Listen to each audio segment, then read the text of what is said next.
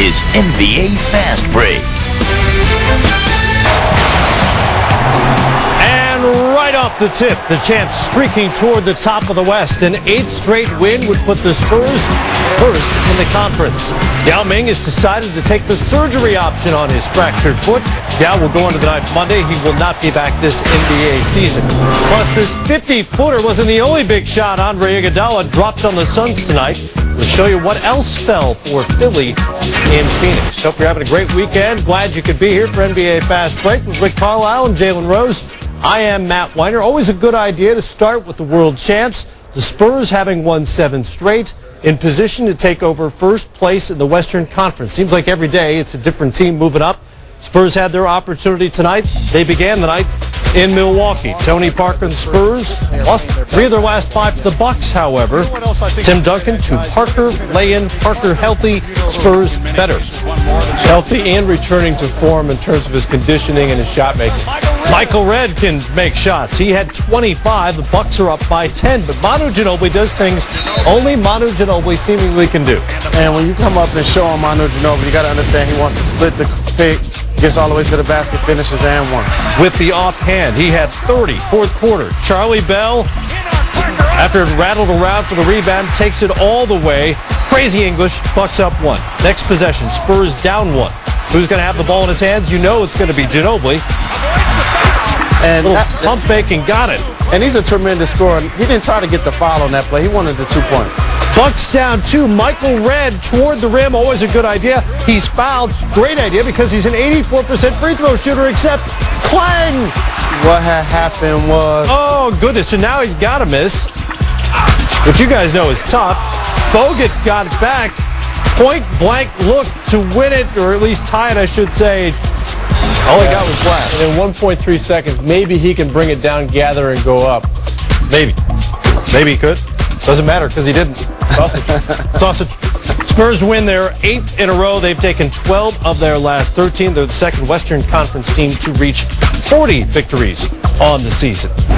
Sixers and Shaquille O'Neal's Phoenix Suns, 6th game in Suns uniform, just 8 points and 7 boards. He had some foul trouble early. Andre Iguodala played his college ball at Arizona, and he certainly looked comfortable in this one. This is Grant Hill with 2.5 seconds left in the third quarter. The Suns are up by 1. That lead would last about 2.5 seconds. When those kind of shots go in and you're the home team, you feel it may not be our night. He knew it right away. Don't ever underestimate the skill in this league. So they changed the net right before the fourth quarter, and that seemed to change the fortunes of the home team because Philly's off and running. Iguodala throws down. It's a 10-point lead all of a sudden. Iguodala, 15 of 23. He had 32. And from the time they changed the nets, the Sixers go on a 20-6 run. Suns down by 7. That game, Suns made this thing probably closer than it really was because they were knocking down shots left and right over the final minute. Nash had 21 and 11, but Suns down 4. Amari Stoudemire can't collect the inbound. Mike D'Antoni can only go to the officials about that. Sixers win at 119-114. Get this for a stat, guys. On the second night of back-to-backs, the Sixers have won 11 of their last 12. What does that say about a team? Young legs. Young legs. Yeah. Athleticism and pretty hungry. They shot 57% now. All right, it's first back-to-back losses for the Suns team since mid-December. And, yeah, you look at the Shaq thing. We're 6 games in now, and this team is 2-4 since he arrived. It's still relatively early, but, Rick, what's not working so far? Well, let's take a look at some numbers that, and if you're a Phoenix Suns fan, you're going to find these very disturbing. Let's take a look at the 6 games prior to when Shaq was activated after the trade. Now, they score 118 in the first game, 130 in the second, 103 in the third, 108 in the fourth, 118 in the fifth, and 109 in the sixth. And that's an average of 114 points a game without Shaq. Now, he starts playing. Let's take a look at these numbers. And look at the wide variance here. 124 down to 185. 86 against Detroit in a huge blowout. Up to 127 against a lousy Memphis team. 103 against New Orleans. 114 against Philadelphia. They're scoring 107 since Shaq has come. But the inconsistency has been a major problem. And for me, you know, when you enter a monster truck in a go-kart race It's going to change the way the go-kart races run. And the Phoenix Suns in the last 3 weeks have gone from a team that was so different and so special. Skill, athleticism, probably top 5 or 6 teams in the league in terms of athleticism. Now they're probably down in the bottom third, and they've become a team which we saw tonight, very susceptible to youth, athleticism, and a hungry Philadelphia team. Well, Sean Marion, the thing that he brought to that team, it wasn't just the numbers. It was the intangibles. He's one of the most athletic players at any position in the league. He guards 4 positions on defense, literally. And playing power forward, he still got you 18 points and 9 rebounds. A guy that can space the floor, make 3-point shots, but also was on the receiving end of a lot of Steve Nash's lobs and passes in transition that they are not able to get now. They're a slower team. They're not shooting the 3 as effective. They're not going to get as many possessions without Marion. When you trade big for small, that's what happens. So ultimately, they felt that they were going to get that from Grant Hill and Boris Diaw. Those guys are playing their roles, but ultimately, they're not the defensive stopper that Marion was. You see a lot of changes in the Phoenix Suns style of play, and therefore you see they're 2-4 with Shaquille O'Neal. Even skeptics would admit that it's probably too early to write off the Suns as a contender, but it's obviously been an enormous adjustment. Wait, by the way, till you see Carlisle's PowerPoint presentation on the Utah Jazz. That's a little later on. That's good stuff. Here's what's happened to the Suns since Shaq entered the lineup. When they acquired him in the trade, they were first in the West. They're 6th now. Now, granted, the West it's a fluid situation. On a nightly basis, this thing changes, and they're still only 2 back of first, but you start seeing a 6 before name instead of home loss to Philly is a bad sign. Yeah. Now on the way, faster than a locomotive, more powerful than the Knicks front line. Dwight Howard goes off. Again, nothing new there. 22 games over 500 at home, 6 under on the road. Jalen and Rick will explain why the Jazz get so out of sync away from Salt Lake. Plus another week in the books, another week's best on the way. Our plays of the week are all queued up and are ready to go.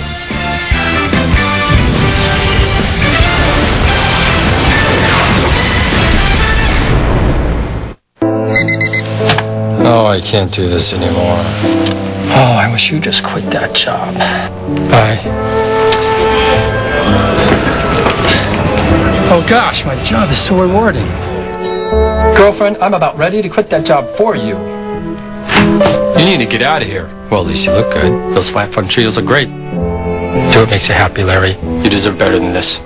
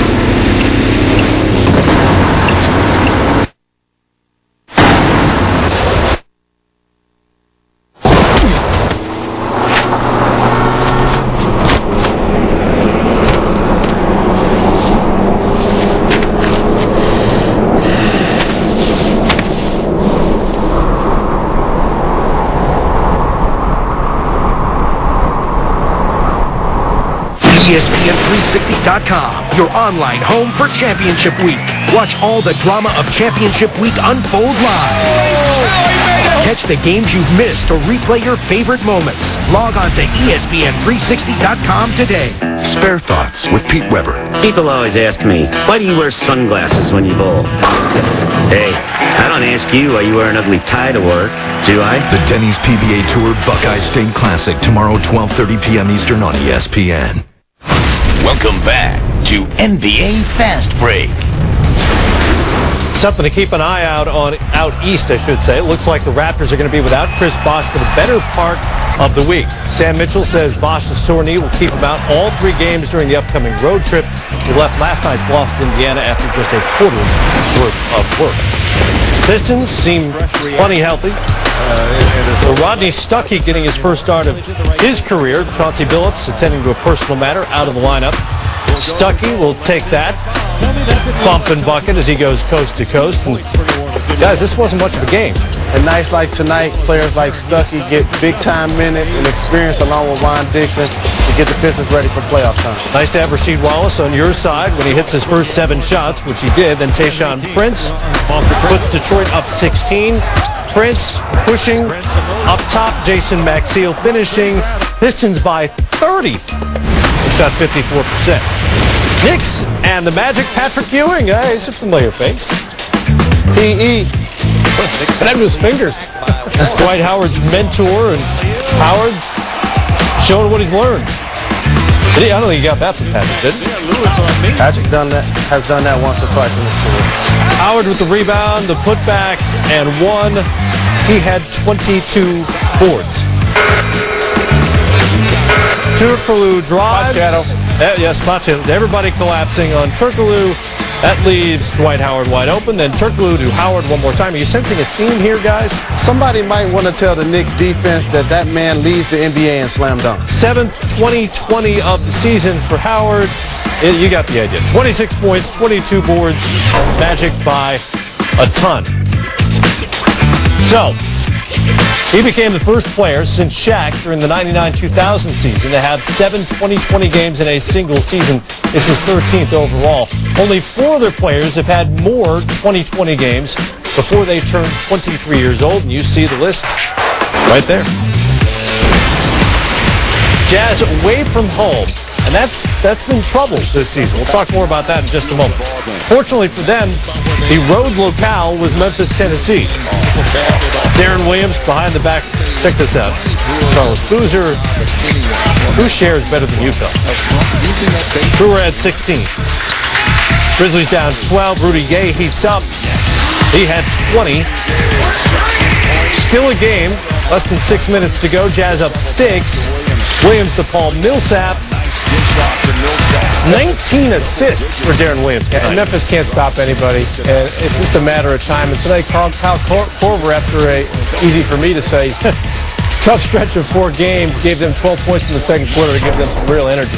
He had 17 off the bench.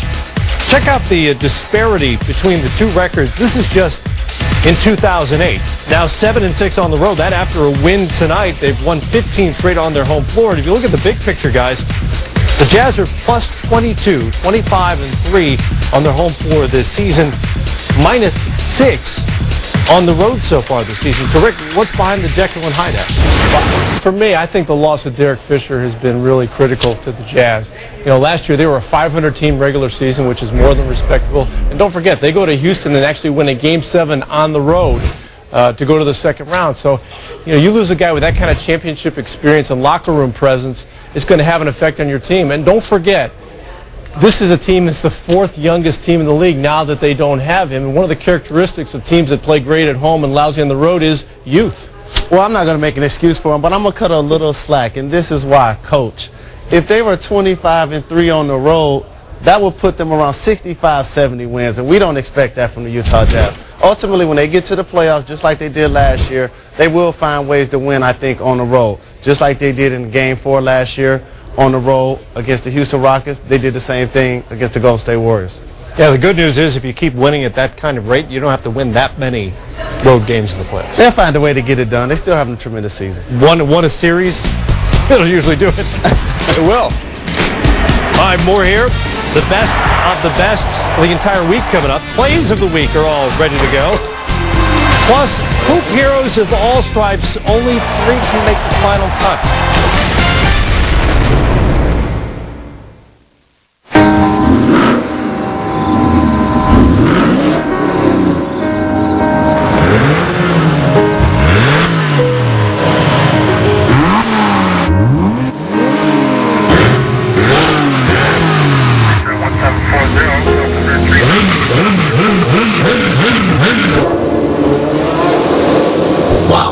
Bloodlines are unmistakable.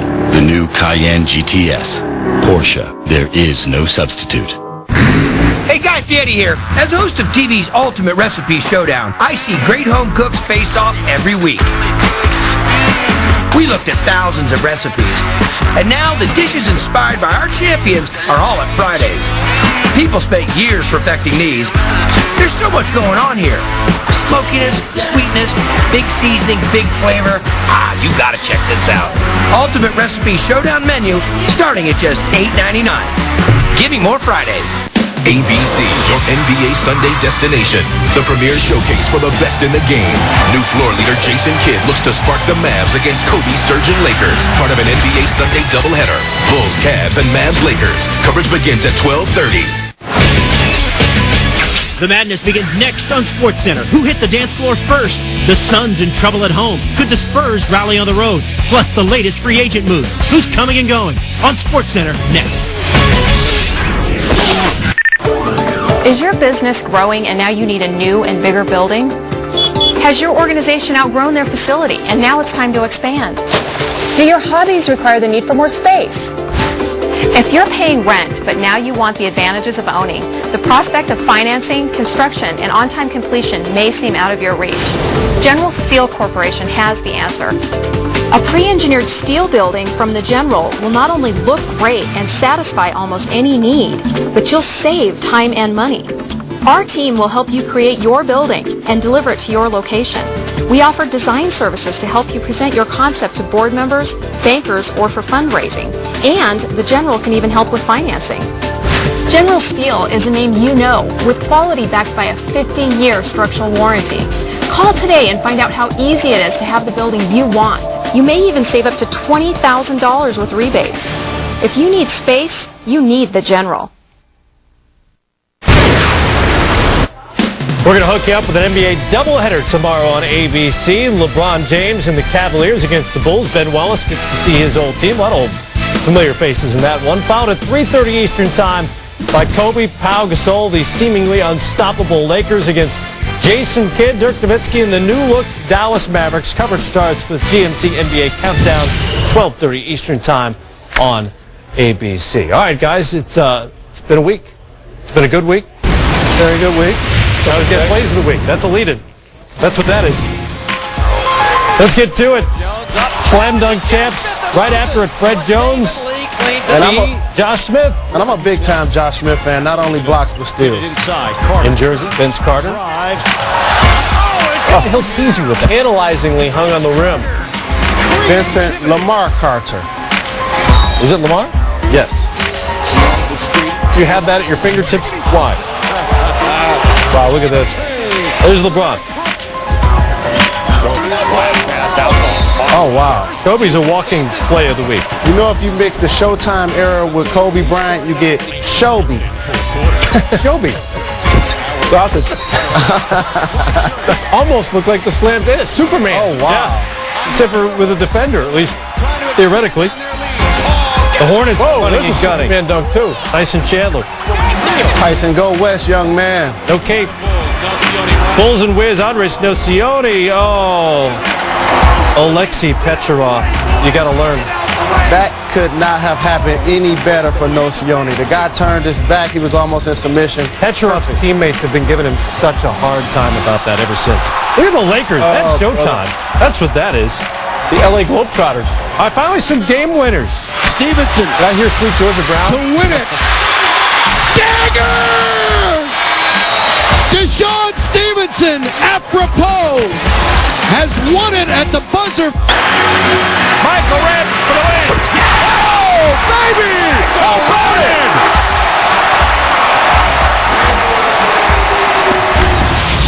Those are your plays of the week. How about your hoop heroes for a Saturday night? Rick. Well, Tony Parker back 11 of 16 from the field, 26 points, but more importantly, getting the touchback, hit multiple shots from mid-range. More importantly, got the floater going tonight. That's right. My hoop hero is a young man from Atlanta, Georgia, Dwight Howard. 26 points, 22 rebounds, 2 blocks, 3 steals. Superman was getting it done, hanging all over the rim against the New York Knicks tonight. And you know what? It used to never be that you would say that a team came into Phoenix and was the more athletic team than the Suns, but that was true for the 76ers tonight. Andre Iguodala with the great homecoming, 32 points and 5 boards. They beat Phoenix. For Rick and Jalen, I'm Matt. Thanks for being there, everybody. SportsCenter comes your way right now.